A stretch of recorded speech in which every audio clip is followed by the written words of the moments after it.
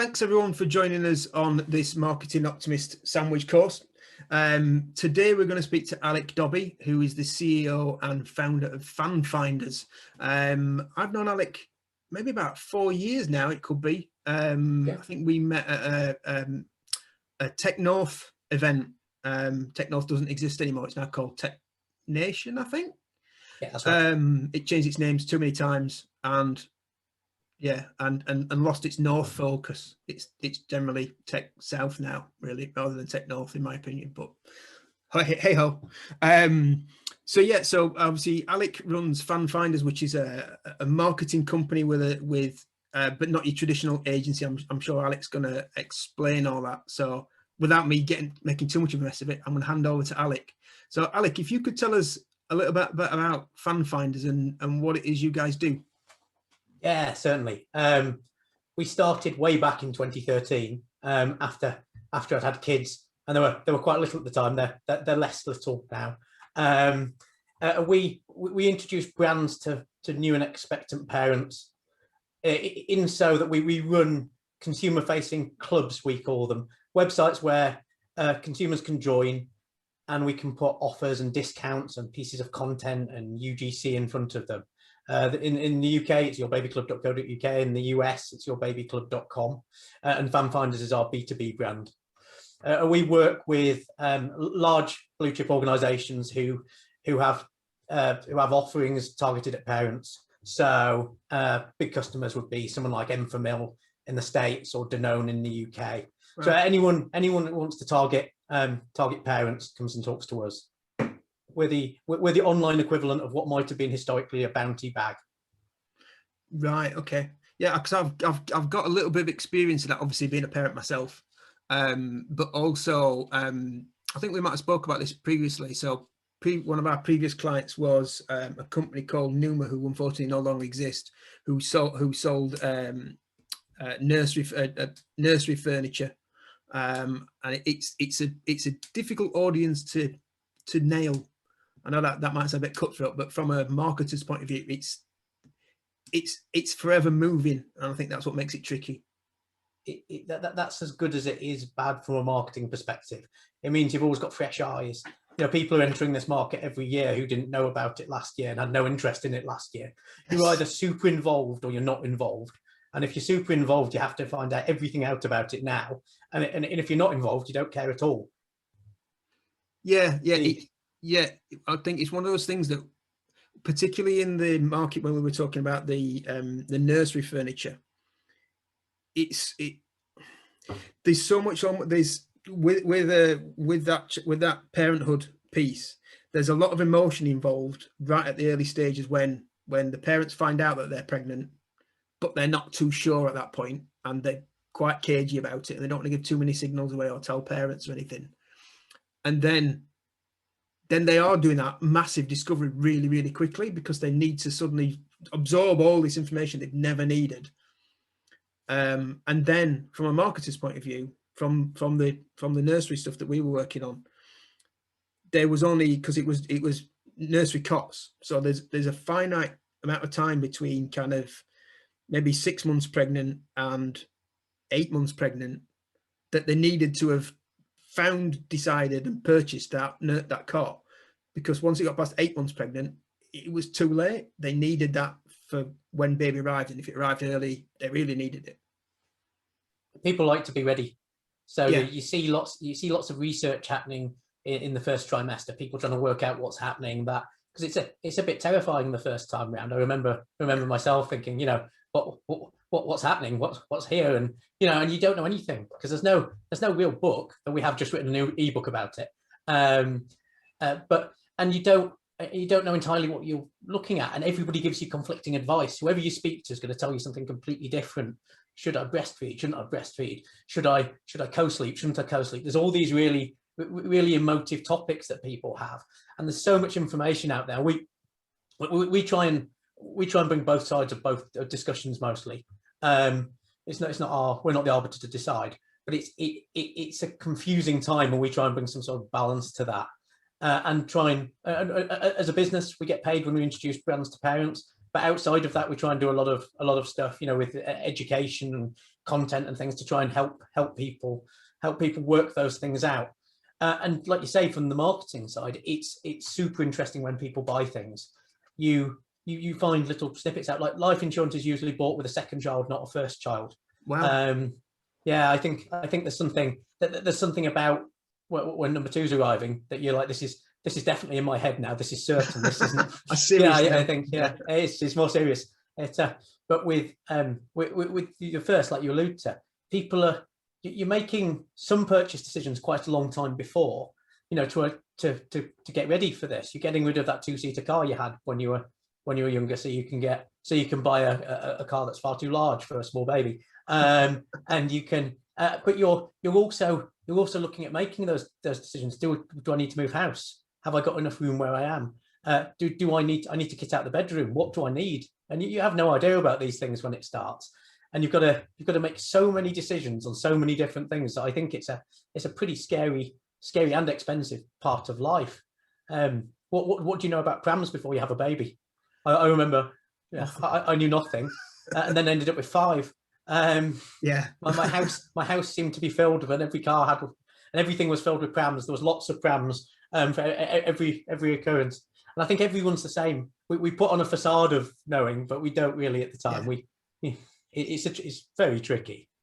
Yeah, I know my wife has an obsession with prams still. I mean, our youngest is 7 now, and there are no more coming, but she still goes, oh, she can, you know, like some people spot cars, she can spot prams. I think it's just, I don't know, it is, I say it's that intense time of having to absorb all that information. So obviously you've got brands coming to you to help find this tricky and forever moving audience. So how are you finding the audience in the first place to be able to marry them up with your clients? Yeah, I think it's a bit easier when you're more established like we are now, because like I say, we're into our 8th year of doing this now, and it's all online for us. It's everything, but it's everything you can imagine. You know, it's all those marketing words. It's we pay for some traffic, we do SEO, we do loads of social stuff. We have hundreds of thousands of people follow us on the various social platforms. So we're sort of constantly pushing things out. We have big email lists. You know, we do all of those sort of consumer facing marketing things you can imagine. And we do them a lot. Though the wins are the ones you'd imagine. We have big email lists. So for repeat members, email is really important. Sometimes a bit of SMS, but we find it's a bit intrusive, so we don't do it very often. We do lots of, you know, we do paid acquisition, we do specific SEO campaigns, we do all sorts of things. There's no real one answer to this. It's when you're trying to recruit large members of an audience, you have to do all these things if you're going to try and win. Okay, and so I'm just thinking of what kind of do you have kind of stages, because there must be, just as somebody. So I know the discussions I had in my life when we've been at that page when we go, okay, should we think about having children? And then there's a lot of discussion for a lot of people before they even go, yes, okay, we've decided we're going to do that. So how does your content spread work? Are you almost like marketing to people before they even know they're thinking about starting a family? It's hard to do that, because I don't think there's a realistic way of doing that. You know, because they have to be looking. So whether it's like targeted advertising online or SEO or something, there has to be like an external vision for that to occur. They have to be looking. We can't know ahead of time. There's been some interesting research done in the States. One of the big supermarket chains looked at purchase patterns for people, and they could tell who was going to be pregnant before they were pregnant. Okay. based upon their purchases. Now, obviously we don't know that sort of thing, but we're not a large retailer, but large retailers can kind of track with that with quite scary accuracy of things. Ours isn't the same as that. We rely on people coming to us effectively in some way or another. Okay, but the interesting thing, as I said, is that churn. So you decide you're gonna have a family, you have the family, and then obviously as the children get get older. So as they kind of get to 2, 3, things start to change in the kind of makeup. So how do you cope with that churn? Because I imagine a kind of a curve already. It kind of comes and it goes, and you must be peaking and losing all the time. We are. I mean, that's effectively, we kind of specialize in pregnancy to kind of 2, 3 years old. We don't attempt to do anything after that, because I mean, fiscally there's less cash involved, because if you think about all the stuff you buy with the baby, well, that kind of disappears when the kids are getting older, because they need less things. That they're more like mini versions of you using your things. There's no nappies, there's no special food, there's no push chairs or anything else you just alluded to. You've kind of got used to that, and also further to that, it's the brands are more interested in first-time parents than second-time parents, because second-time parents tend to use the same things. They've either got them already. I've still got my youngest is nearly 10, and I've still got baby stuff in the loft that I kept, that I've meant to get rid of for years, and I think everyone's pretty similar. You know, you keep, you didn't buy a fresh pram per baby if they're close together. And also when you went to the shops for child number 2, you knew which nappies you were going to buy. You know, you already had it in your head. You knew the creams and teething things that worked first time, so you're just going to purchase those again. So the brands have a harder time convincing you to change. So brands are more interested the first time, because you can cement those things, and you can cement them over a number of children. Then, so I imagine you use the same. You probably never thought about it, but you probably use the same nappies for both your children. I think it is that. It's a really interesting thing. It is that kind of. You're right. Brands have got that first shot, and if they miss that first shot, then that attitude, that brand recognition, whatever, is ingrained from the first one, because it is. I mean, you speak to your own parents, and they'll tell you that they used a certain kind of thing in the 60s or whenever you were born, and that's still in their head. You go, that's what you got. His baby's got croup or whatever it is. You use this certain ointment because that's what we use. It never do any harm, because it's ingrained, and they never had to learn, or they were never transferred onto something else. It's unlike like a car or whatever. You don't grow with it. It's kind of, look, I've done that, and it's done, and it's compartmentalized, and the next time it comes round, it stays with it. Yeah, and I think because it's such a stressful but beautiful experience, that you're remembering those sleepless nights and trying to what fixed it and what worked, and you're thinking, well, we got through this once, so the second time around, well, let's just do the same thing again, because we're good. And I think you just have like a mentality change in between those two things, and it's not you're not after new stuff as much at all. I remember my drive home with my youngest, and it took, I think I stopped 4 times on the way to check he was all right. He was in the back. I had a completely unsuitable loud car, and I kept stopping on the way back. And then with number 2, which I just drove home, I was like, he'll be fine. You know, I've got this. The first one was fine, so the second one must be by definition. Yeah. Okay, lovely. Yeah, I just think it's really interesting, just the psychology of how people buy and how it sets people's minds, and in that kind of that middle ground of kind of that, again, there's that whole wave of premium brand as opposed to cheaper brand, and how people utilize things. Like I said, when I worked for Numa, that was quite a premium cot, and they actually developed it so it could be used as a child group, because that gave it longevity, so that cot could be adapted into a workbench once it wasn't being used as a cot. So yeah, it's really interesting. There's lots of fashion and brand around there too. You know, when you're talking to people about, you know, that there's, if you go to any parenting group, there'll be certain bags and certain pushchairs and certain things that are in vogue at that period in time. It's super interesting as a subsection what people are willing to spend money on. Yeah, absolutely. So I wanted to talk to you about, because as well as being a marketing company, and I know that's kind of the front end is the content and everything else, but very much like when I again, another unemployment, when I used to work in direct mail, similar kind of thing, where you would have out lots of content going out all the time because you've got databases. You need to use technology to look through the data and do really clever things. I understand that you guys are really big on doing the R&D and the tech development. So you've got your own bespoke systems. Yeah, I was a software developer before we did this. We're kind of a tech company that does marketing, you know. So tech underlies everything we do, which it gives us a competitive advantage against people, and it makes our stuff slicker and easier to use and nicer and a better experience for users. We've always been that way. We've got this our everything when you go to baby clubs is our software, which means we can do all those things.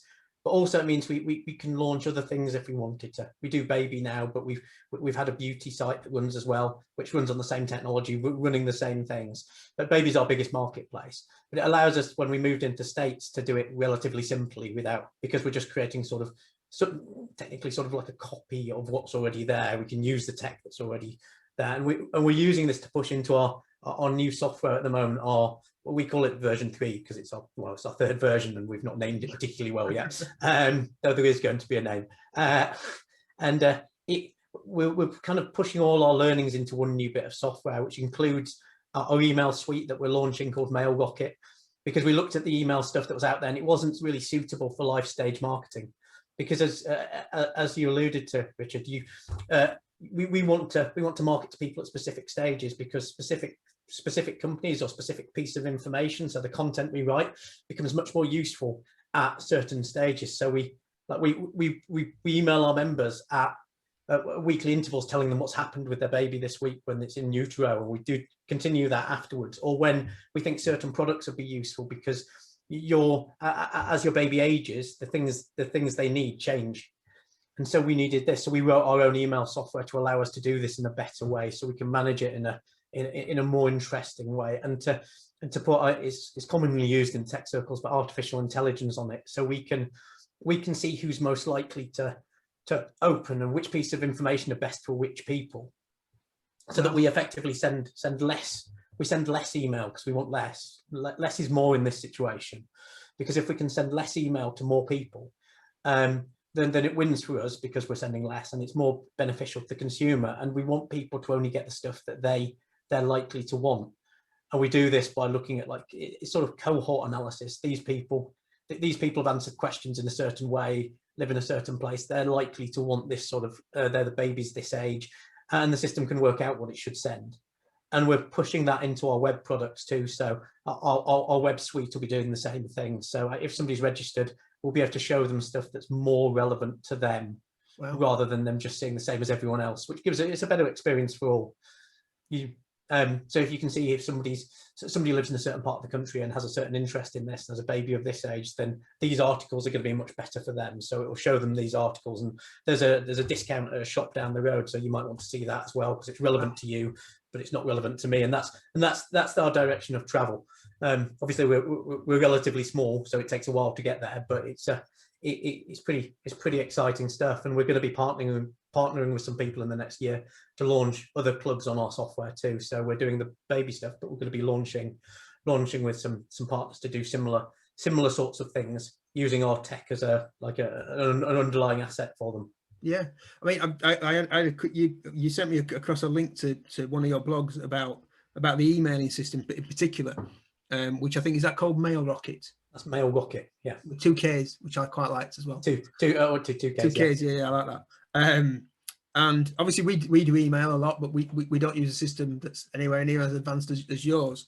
And I was amazed by the figures. That they are really stunning.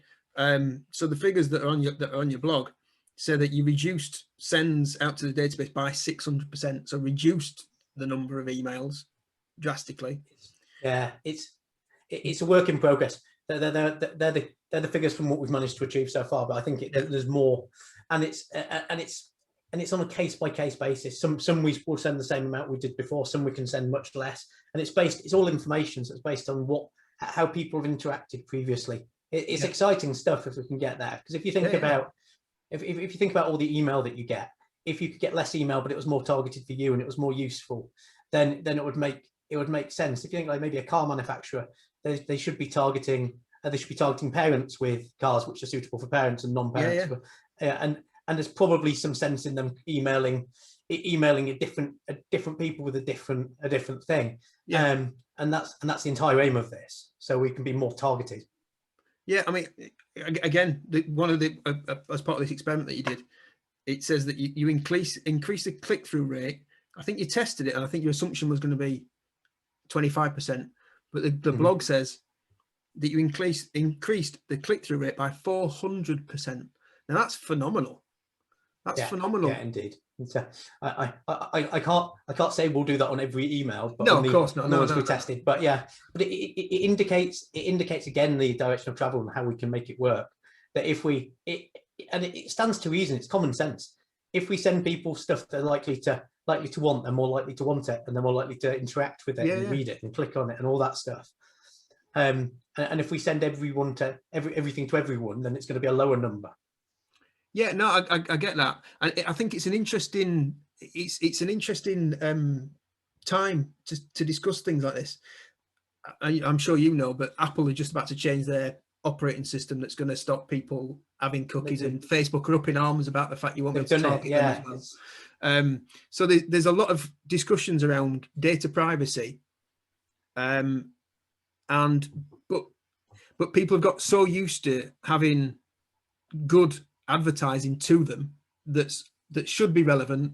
I mean, we do advertising just like you do, and I know it gets a bad rap, and people are like, "Oh, you're sick, you're bombarding me with all these messages all the time." But when it goes wrong is when it's the wrong message. So if you get an email and you go, "I'm not interested in that," then it shouldn't have been sent to you. It's a bad message at the wrong time. Marketing is the right message at the right time to the right person, and the only way we can really do that is by understanding the customer's wants and needs, and then tailoring the message so that it hits them at the right time. So you've got the right mix of things, rather than just going, "Oh, we've got this person's email address, I'm just going to send them everything, even if it's absolutely not related. I really don't care. That's spam." So it's interesting that there's that knockback against people saying, "I don't want to share all my data." You don't want to share all your data with Facebook or whatever. But then the people who turn that off are still going to get advertising. I read it earlier. Yeah. So the people who turn off the signals about, I don't want my iPhone to share data with Facebook and other businesses like that, you're still going to get the advertising. You're just going to get rubbish advertising for things that are completely unrelated to anything you ever wanted. It's going to get even more frustrating. Yeah, I mean, it's going to be that way because it's not particularly built well, is it? It doesn't describe itself as it. The suggestion from signing up for that is that you're not going to get advertising. That's what you're imagining, but that's not what you're getting. You're just getting rubbish advertising, like you say. Yeah. I mean, we as a company are opt-in for everything. You know, if you're only getting emails from us if you've given us your email address and ticked a box to say we can email you. And it's the same with our partners too. You know, everyone we work with works in the same way now. I mean, GDPR has been a great thing for that. It was a pain for lots of people, a slight pain for us, but we were always pretty opt-in. So it didn't make a huge difference. But every step away from personalization can sort of hurt, because like you say, you end up with completely irrelevant advertising rather than anything. And if the advertising is irrelevant, if you're looking at a site with irrelevant advertising, they're going to have to do more advertising to make the same money, because it's not going to have as bigger effect, and there's going to be not as many people interacting with it because it's not going to be targeted. So you could end up with like this completely twisted situation where there's more advertising on the web rather than less, because it can't be as targeted. I think the output from the iOS 14.5 thing will be some brands will really suffer, you know, because it's going to hurt people like e-com retailers who do retargeting advertising after they've seen things and people like that. So there's going to be some fallout from it, but there'll be something else will happen. There'll be another move. You know, this isn't the end. It never is it? It's just a change. The advertising we do, it probably won't affect us too much because we're quite quick to convert, because we're offering, you know, effectively free services. Though if you're selling expensive, if you're selling the cot you're talking about, I suspect it would hurt. Yeah, I think it is one of those things. I think it's that trade-off that we've all got used to dealing with now, is that you get free services, So you get you get your Facebook, or you get Google even, or you get all those things that we all take for granted and we couldn't live without. They're never free. The trade-off is you're supplying your data, your interests, whatever. And I think if a lot of people who go, oh, no, I can't live without Facebook, if they said, okay, well, you can have Facebook, but you have to pay a subscription, they go, oh, I don't want to pay a subscription for it. It's a tenner a month for Facebook. Yeah. How many people are realistically actually going to pay that? I think, not are they? No. Yeah, I think it would be like YouTube Premium. You know, you just put up with adverts. No one's watching it. No one's paying that. And I think the public's cannier than you'd have. You know, than politicians and things would have you believe. I think they're aware of this. You know, they know these things are free, and but also sometimes the advertising is useful. I mean, like if you look at Google, their intent-driven advertising model, where somebody's typed in how much is a pushchair and here's some pushchairs to buy. But that's, you know, is that really a negative? You know. Yeah, I think it adds to the experience, because as I say, I'm old enough to be in a world before the internet where you were just bombarded by things and you just get random stuff. Good advertising, as I said, is the advertising that's timely and relevant to you. And without the data, it's nigh on impossible to do that. You're just doing totally broad brush. Yeah, if you're looking at like the brand advertising things, like the billboards at the side of the road, it always baffles me how those work. You know, because you're just sticking it there with the hope that some people see it and then act upon it afterwards. And they're expensive to do too. It's that sort of old world thing that for me I want numbers. I want to be able to tell how much somebody's interacted with somebody. I want to see which adverts worked, how something works. If you stick something on, I mean, TV you can track slightly, but if you stick something on a billboard at the side of the road, unless you're Coca-Cola and you're just after some brand awareness, how do you ever track that back to some sort of KPI or some metric you can measure to show whether you're working or not? That's one of those things where you get the report back and it says you've had a billion views because it's been on the side of the motorway or whatever. It's like, oh, fab, everyone's flying past it at 70 miles an hour and not seen it. I don't know. I don't know how you do it. There seems to be a surfeit of lorries on the M62 at the moment, parked in farmers' fields with big signs on the side of them. I think, I mean, I suspect they're quite cheap to do because the lorries in the farmers' field. I guess they must be, yeah. Yeah, but how do you have any idea that that's made any difference? And how do you know that I want a bathroom right now? You don't. And because I know somebody's who's got a lorry in a farmer's field does bathrooms, am I going to remember their name to go back to them? Am I just going to go into Google and type in bathrooms? Bathroom, yeah. And unless they happen to fit and I happen to match some sort of brand thing, I'm not going to buy from there. I think it's ludicrous. Yeah, no, I agree. Okay, so I just wanted to so as things are changing, obviously we're just starting to come out of lockdown and the COVID's thankfully starting to ease a little bit in the UK. How have you guys been affected by that? How have you adapted the business through that? Has it made any difference at all? Yeah, I mean, quite a bit in various different ways. When it started, we were about to set up an office in America because we trade in the States. My business partner was over there. We were going to rent somewhere. We were about a week after COVID hit. We were supposed to sign the dotted line on an office over there. We didn't. He came back here, which was an interesting trip for him. We've now got remote. We've gone completely remote. We've shut our London office. We've just sublet it. We've hired remotely. We've hired people that we've never met who've been working with us. We've got our first hire that we did that with has been working with us for a year this week. And it's an interesting new world. You know, I'd have thought I'd have to meet everybody who works for me, but I don't. Do I care? And because we've gone fully remote, we were used to be partly remote and partly in office. Now we've gone fully remote. We can hire from anywhere in the UK. Well, we could hire from anywhere around the world, but the UK works for all the sort of legal reasons and paying people and stuff. Yeah. So instead of hiring, we just hired somebody up in Scotland rather than London, which would have been where we would have near the office. And it's made a big difference. We last year wasn't fun in some ways, but we sell marketing services into brands. And when COVID hit, a lot of the brands went, well, we don't know what we're doing. What's this? Because none of us have experienced a pandemic before, so we don't have. No. I mean, I bet there's lots of big companies with pandemic action plans now that they know what to do if there's another pandemic. They didn't have before. They didn't have before, and there's not going to be another. Or it's very statistically unlikely there's another. So it changed. So we had people stopping working with us, then people starting working with us, then we were doing some stuff with holiday companies, and obviously they stopped. So it was a bit of a roller coaster. But I think that's the same for everyone. There's a few people like Zoom who've had fantastic years, and some econ people and stuff. Yeah.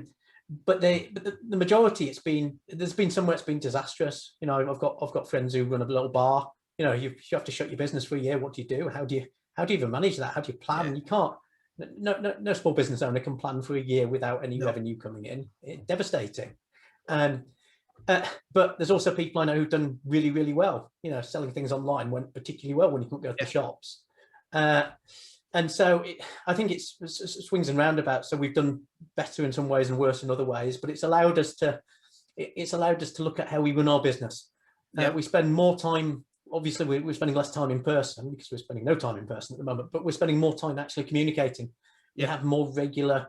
We have more interdepartmental and more regular chats, and we use Zoom more. So we used to do it on the phone for no reason. We use Zoom when we were talking to clients, but we didn't use anything like this internally.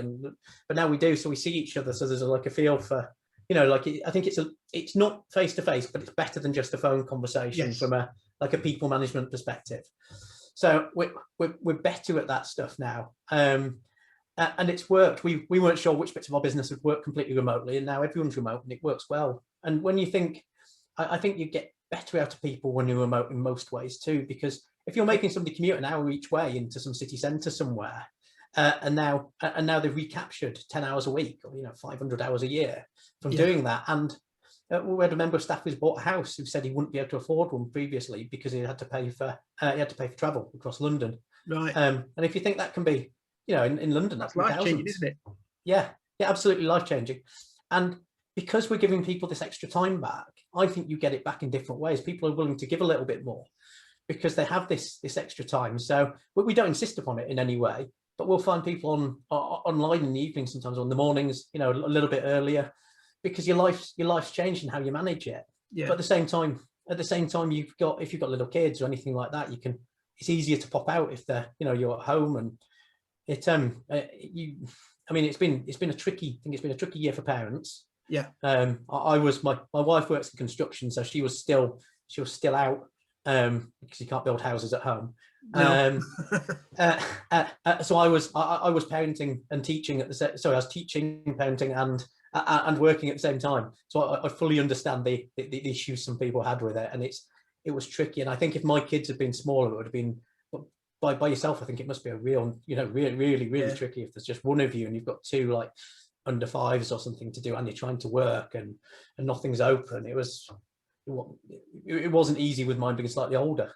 No, I know what you mean, and I think I had the same kind of thoughts.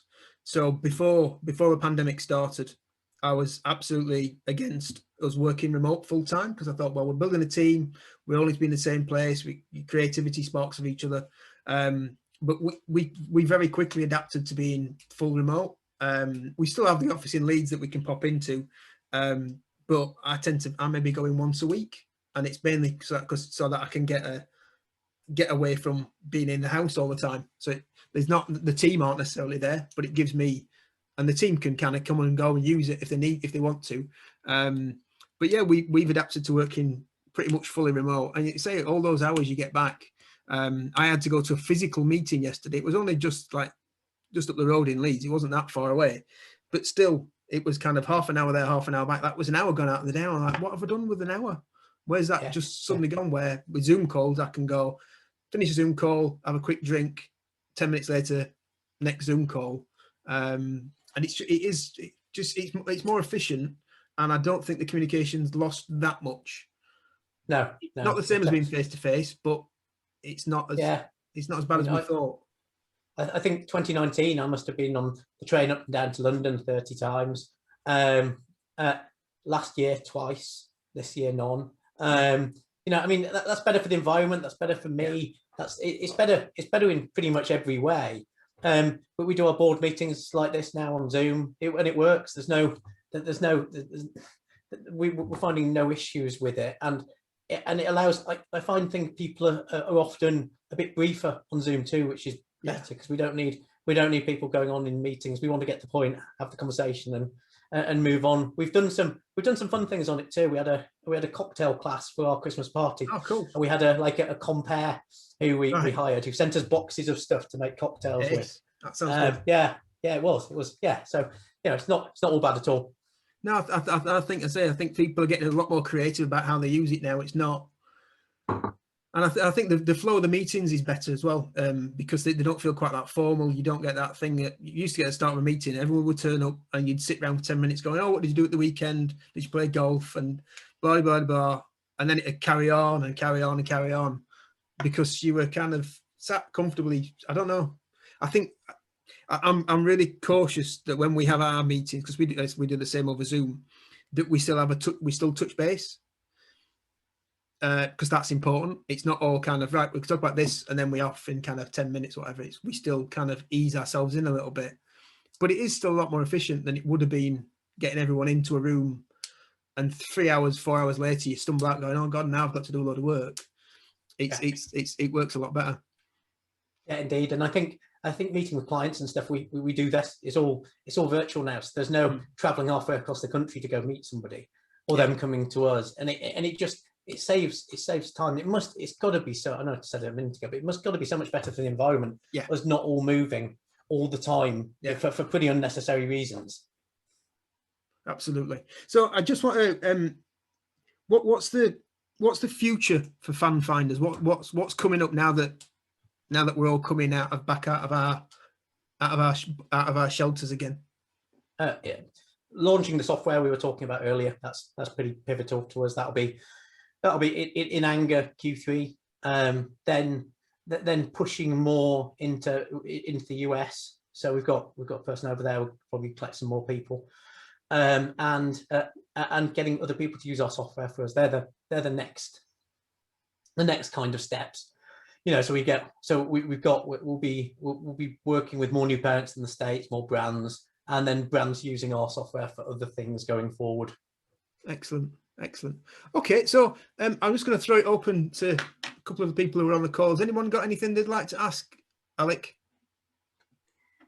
I had been going to ask how the changes to Google and to the iOS update were going to affect things, but obviously you covered that off, which was really good. I think a lot of people are floundering, but I think it is that whole thing of, like you say, people seem to say, "Oh, I don't want to give my details out, but I want really targeted adverts." And it's that kind of dichotomy that people don't seem to have understood, that if you want to have products put in front of you that are things that you want to buy, then there's a level of trade-off, and that you have to be prepared to give out your information. The one thing that I'm hopeful that would be great if they could get rid of is just the fact that you have to warn about cookies, because I kind of assume that all websites contain cookies, and I'm all right with it. I just click OK. I very rarely go into the whole thing and go and read what all of the individual ones are about and either turn them off or turn them on. So I wish they'd take that off completely, and so we can just assume that every website has cookies. Yeah, I just click accept all. Yeah, I do. Most people do, yeah. It's just something in the way. Just get out of the way. I want to read what's behind it. I think that's the thing, isn't it? I've clicked onto a website that I want to look at, and you suddenly just put this thing in the way, and I just want it out. I mean, I feel the same about pop-ups on the email capture type thing. I'm happy for an email capture to be there, or for it to kind of come in at the side. But when things sit there in front of what you're wanting to look at, then it is kind of intrusive. I think it's one of those things with pop-ups and also with the cookie opt-ins, is there are ways to do it. So some people do it really, really well. Other companies just go, "Well, we need to do that," and legal have had the hand on it. So you've got a page that fills the screen that's got loads and loads of writing on it, whereas other companies I think like Newsthump, which I know it's not the most serious company in the world, but there's basically goes, "We're going to use cookies," and you click basically, "I'm cool with this," or I want to leave, and it's done in a humorous way. It still gets it over. It's just how they do it. And again, the pop-ups for email sign-ups, the ones where you arrive on a site and the instant you arrive on the site, it pops up and fills the screen, it's just stupidity.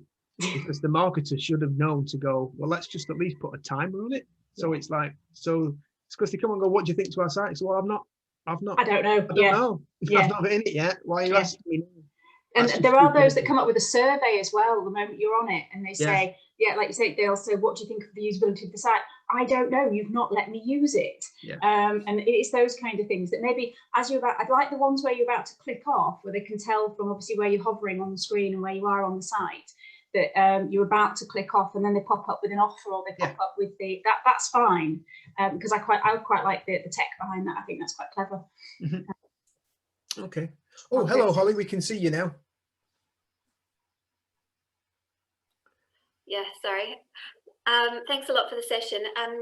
Alec, you touched on communicating to these families beyond, you know, the infancy of when they're onboarded and join you. And I'd like to hear a little bit more about it, if you can share it. You know, at what age do the families stay with you, with their children? Is it through the primary school and even beyond that? No, it's just while they're babies, really. You know, maybe up to 3. But the majority, it's very hard to be broad in this without ending up, you know, we're a small organization, so we can't create content that's about every stage in childhood in any easy way and keep it fresh. And also we're driven by finance, and there's more money spent in younger children and babies than there is in older children by quite a way. There's a gap in spend if you look at marketing spend between from kind of 18 months to 18 years, really, because children in between those stages, they don't use as much stuff until they become students. You know, there's periods, you know, where we're trying to sell, you know, books or computer games or things, but we don't go into any of those, because I think as a business, you've got to say no more than say yes. And so when you're looking at things you should do, going into another, it's effectively like another new business, from our baby club to our toddler club to, you know, we've had the conversations internally to my, you know, my preschool club to my school club, that sort of thing. And it's just, there isn't enough hours in the day for us to do those things and do them well. And there's no point us doing them if we can't do them well. Yes, yeah, absolutely.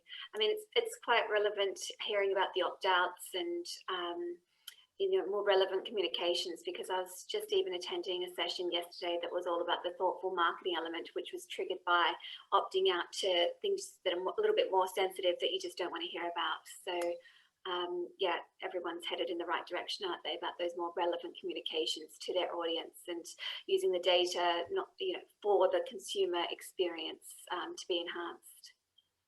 Yeah, I think it has to be. I mean, you've got to use the information to, it's best for both, isn't it? It's both sides win if you do it well. The you know, if you're surfacing the correct things for the consumer from what you have, then they're going to have a better experience and they're going to interact with it more, which is as a business is going to give you a better experience. So it's about it, and I think this will come across publishing too. You know, if you're on a newspaper and they know you've read certain things, they're going to be able to build a picture up about you, a newspaper, and then they're going to say, well, you're more likely to read these stories than these stories, so let's show you those. And you get the things you want, and they get you to look at their site and click on adverts and things. So everyone wins. Yeah. Excellent, lovely. Well, thank you very much, Alec. That's really, really useful. We always like having a chat with you. I know when we met up in Leeds before, and we could have a pint and a bit of a chinwag. It's always good fun. So hopefully we'll be able to do that again soon. That'll be nice. Seems a long time ago. It does seem a long time ago. World. Yeah. Absolutely. All right, well, thank you very much, everybody. As I said, the next one that we're running is with Sarah Agar-Brennan, and that's going to be at the end of the month. All the details will be on the website. So just for now, I just want to say thanks, Alec, and thanks everyone else for joining.